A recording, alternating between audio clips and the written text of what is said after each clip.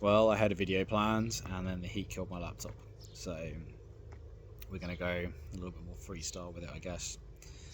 And I'm sure at this point, everyone that's following this or engaging with it when it comes to kind of Heresy 3 and the drama around the leaks has been exposed to it on social media or through friends in one way or shape or form. I like to think I try and stay optimistic and upbeat when it comes to a hobby I enjoy. Try and find silver linings and make sense of why decisions have been made that maybe don't sit right with me or sit right with other people. It's been very difficult to kind of maintain that headspace, and I'll be very honest. The initial reveals that Legion specific units were as sold in the box absolutely killed a project for me, until I was fortunate enough to have the information that actually what I was doing was still supported.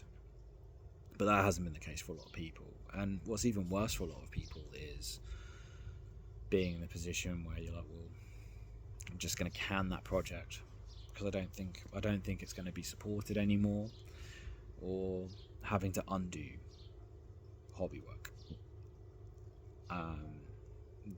Saturnine, I think honestly from start to finish, has been a very poor showing from Games Workshop when it comes to staying on top of things and how they're engaging with what I would argue is possibly one of the most passionate fan bases within the Warhammer spheres. I'm not saying that just as a heresy hobbyist. I think typically anyone that's involved in the Horus Heresy and wants to play games of heresy, you intrinsically have to be passionate about what you're undertaking. Getting 3,000 points table ready for anything is a stint, and then you start looking at the sculpt quality in Heresy. There's a lot of little details in there. There's a lot of character to be found in models that are left intentionally unadorned for you to put your spin on, for you to put your mark on. I think it is fair to say it's a passionate fan base. So looking at it from start to where we are now, which is what, day away maybe from pre-orders going up and going live. The initial box leaks and the website the Horus Heresy, wasn't it? Which is good fun. And whoever had that put together on the fly, credit where credit is due. You got out in front of that in a really interesting way, in a way that got people talking in a really constructive manner. People were trying to identify where kits were from, trying to look at what was being posted, and is this something that we'll be engaging with? This is just a humour bit, and that was great. That was really awesome. The knock-on effects from that, though, is ultimately the live show felt really unpolished. When you look at all the other kind of release shows and things that they've done, you can tell that they were still struggling to try and get out ahead and maintain a degree of control of kind of the situation. Like, they'd lost the hype of the reveal. They now needed more things to showcase. We got to see the new Super Heavy and the Rapier batteries and the Tarantulas, and that's cool. And got a little bit of a preview into kind of how units are going to work and stuff, but it felt disjointed. It didn't feel well put together. It definitely didn't feel like that was the plan. And with some of those units being made ready for release ahead of time as well, like before the editions dropped, I think kind of reinforces them being like, we need to get control back of this situation. And I think that perhaps they knew deep down that not just the photo of the box being leaked, but there was the potential for quite big leaks going forwards. Was definitely something that they would perhaps have to be wary of. As this build-up has gone on, they've tried to reassure the player base and fan base that they were simply looking to add to what was a successful edition when we're talking about second edition, that there wouldn't be huge sweeping changes and that everybody's armies would remain valid. And in the last 48 hours, I feel like they've really reneged on that statement, on that promise. I think people have every right to be upset or disappointed.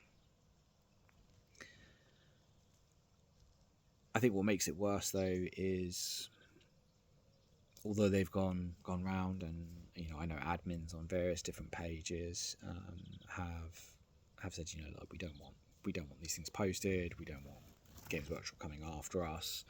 And they've done a little bit of housekeeping as well. And they've been trying to take that down and get control of that. Today, through Warcom, they should have just addressed it. It should have just been honest. Losing access to things that you've worked hard on for a game that you enjoy and care about sucks. It's not a position anyone wants to find themselves in. And sometimes rules bloat is a thing. And in the case of the ever eclectic Space Marine range, they just have a unit bloat more than anything else. And that can be mitigated somewhat within Heresy with the different legions and things and having legion-specific units. But it is quite bloated. And as a result of that, I think it was kind of inevitable to a certain extent that we would start seeing things disappear, but not the way that it has. Old out of production kits, they kept about in second edition and produced legacy rules for. I didn't see any Strastus Assault Rams outside of on my Instagram feed, but it was cool that people still got to use them. Today, really, now we're at the close of business, should have been an address. They should have just come out and said why they've made those changes. I've tried to make some sense of it. I don't necessarily think people will agree with it, but I do think that we've lost a lot of equipment on units that were very challenging to go up against in second edition.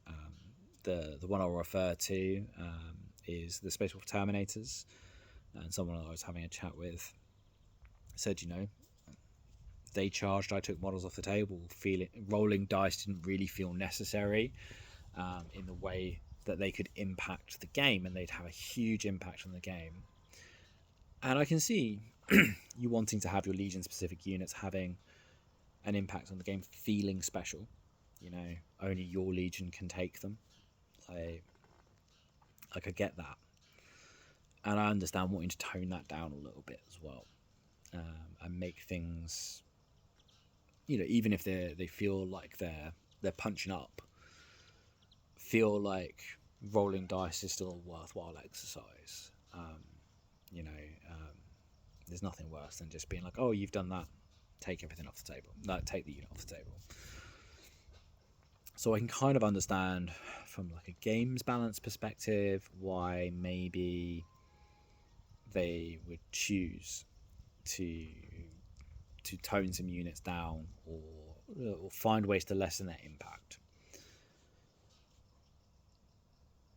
But they could have just left the points there. They could have just points things up. And if you still wanted to run your Varangard Terminators with Frost Claws and Thunderhammers, you're just paying a premium for the privilege. I don't think people would be mad at that. I don't know how many people were running, like maybe more than 10. Could you make do with 5? Maybe. It doesn't invalidate the work that people have put into these things, and it doesn't make you feel like especially if you got into things in second edition, that what you've invested over the course of, say, the last 3 years has kind of been pissed away. I don't think that's an unfair way to feel about these things. Some of it, I think, comes from the want to move away from resin. And resin is being used less and less. I don't necessarily think that's a bad thing. Really, the most recent and up-to-date sort of resin products we're getting are like single characters. Legion-specific characters that probably aren't going to be ordered on bulk, or your specialist consoles and things. So, are they looking to run those stocks down? Are they, come out and say it if that's the case, if that's the intention? Or are you finding that too many people are turning to 3D printing because you've put rules out there for things, but you're not providing stock to allow for people to make those conversions? As an Alpha Legion player, Headhunters lost their combi weapons. That kind of sucks. I'm glad I didn't pull the trigger and use them as one of my tested units for my army, because otherwise I'd be in the position of pulling things off, or just going, okay, well, what units can take combi weapons? Can I put them into that unit? And trying to find a workaround, and that feels bad.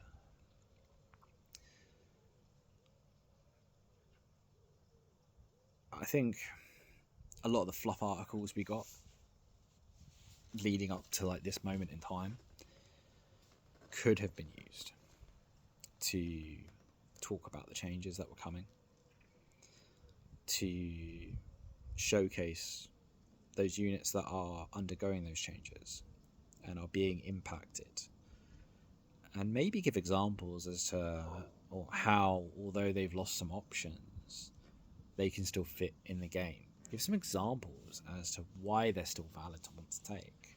Why maybe moving from assault cannons on your angel tiers to Volkite is going to be really great for clearing squads off of objectives and run some of the numbers. And I know that sounds awful, especially someone that really kind of enjoys the more narrative side of play, being we'll show the numbers, how can this impact? But some people prefer that, and I don't think that's wrong. I think a lot of the fluff and commentaries and things have felt quite wishy-washy. There hasn't been a lot there. I think what's worse is at least Marine players now know kind of what's happening. We know what we've lost in the main rule book, in the main Libras, sorry. And maybe have a good idea as to what's moving to Legacy. And that would have been another great thing, is just to preview what's going to be Legacied. People that have been running lots of destroyers or things like that, which, to be fair, were fairly expensive for 5 dudes that just have an extra bolt pistol holster sculpted onto them, an extra bolt pistol arm. For the most part, nothing really special in those sculpts. You were paying a premium for them. An article on these units are going into Legacy doesn't mean you can't use them, and they've already said that within their events, they'll still be allowing the use of Legacy play, but it's just the expansion. So people picking up the Libras aren't maybe quite as overwhelmed with choice, and choice paralysis is a very real thing for new players. So you could have maybe communicated that, and I think actually that could have been part of the response today, to say, we appreciate that you can't see these consoles, these units and things currently in the Libras. We know that information's out there. We're not going to try and hide that. These rules will be coming in the PDF as part of the Legacies rule set, which will be available to download on this date. There's so much damage control they could have done. it does feel very much like the design team behind it has hit some gems, and I'm still excited to play with some of the new characteristics. The new way of army build I think is really interesting, and from what's been shown of the mission pack that will be launching the edition, that looks really engaging as well. Like, don't get me wrong, I'm still excited to have a new way of trying to play, but I do feel for the hobbyists that are really paying the price in the unknown, or having to undo the work that they've lovingly done. So yeah, how do you feel about it? I'm gonna go back to the hobby desk now and feed the grumbly little puppy that's been sat here whilst I've been recording this. But yeah, we'll let me know below. Are you wishing there'd just been information ahead of time, or is the fact that things have been axed just unacceptable? I'd love to hear your thoughts. Have a good one.